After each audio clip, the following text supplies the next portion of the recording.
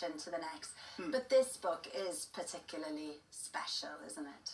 It is, because it's the book that Dave and I started before he passed, so it was incumbent on me, I think, as his best mate, and I really wanted to finish it in his honour, really. So that's what this book is about. It's all of those recipes that stuck with us throughout the years. You know, a bit like a bit like yours. That's full of heritage and it's full of stories and heart. And heart, yeah, and and that's the lovely thing about food, isn't it? No, it's actually, what, a year around this time that we had you both on the show. Yes, dear. Last year. And you know what, since we've had so many lovely messages that have come in. Mary says, I've been so influenced by the Hairy Bikers cookery books and TV programmes. I just wanted to say a big thank you for giving me the real love for cooking that's still going strong in my 70s. How wonderful is that? And then Judith says, I met the Hairy Bikers at Bolton Abbey when they were filming the series Mum Knows Best. Watching them filming was hilarious. They laughed and joked with the audience and each other. It was so lovely. That really sums you two up, though, doesn't it? You know, just having a nice time together. Well, yeah, because we were, we're mates, and, just because Dave's passed doesn't stop you being a friend. Do you know what I mean?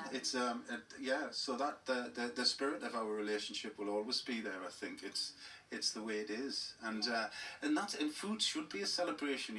It's the social glue that we all have as human beings.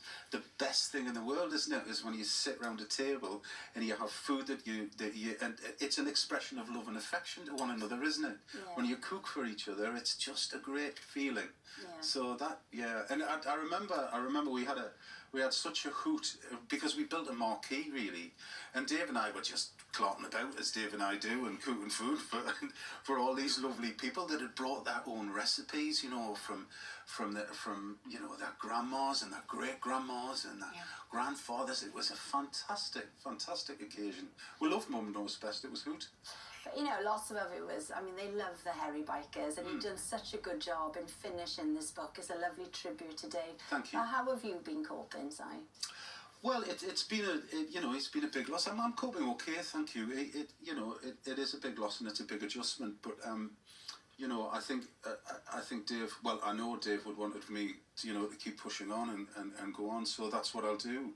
And it's I want to look after the legacy that we've built, because I think it deserves the respect for the work that Dave put into it and myself, really. So I'll continue to look after that, and then there'll be some pastures new that'll come my way, I'm sure. I think earlier this year we saw thousands of motorbikes, cyclists. It was so great to be seeing this descending on Dave's hometown there, all in tribute to him. What does it mean to see him celebrated like this? Do you know one of those points in your life where, and you know me, I've never been that short for words. You'll be unsurprised to know. Okay. And I still can't put it into words, because the emotion is that it's not something tangible you can touch, and it was just unbelievable.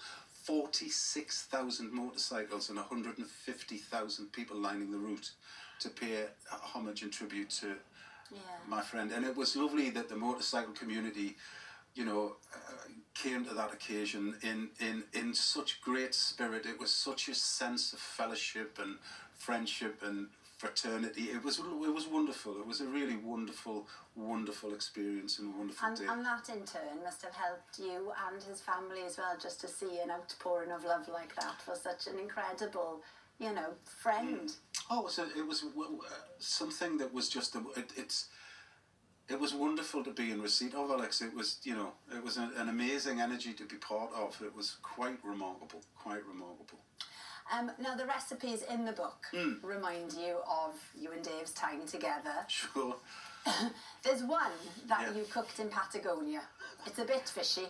It is a little bit fishy. Tell us more. So we found ourselves. So what you have to understand, as you well know, Dave and I really just thought we were getting away with it and nobody was finding out. So we ended up on a beach in Patagonia called Maya San Blas, and it's a very, very small town. And you have the Atlantic. It's a big ocean. That's how we went fishing, basically. Here we are. And slightly bigger fish than I. And as we were, the long story. We caught these fish, and you know they were sizable, so we decided to cook them on the beach. You see, and Dave, as I was cooking, Dave was to do a little piece. Don't Cry for Me, Argentina, you know. So, and you know what he was like, you know, he was saying he had camped it all up, and it was fantastic, and he was in full. Dogs were flying off left, right, and centre. It was chaos.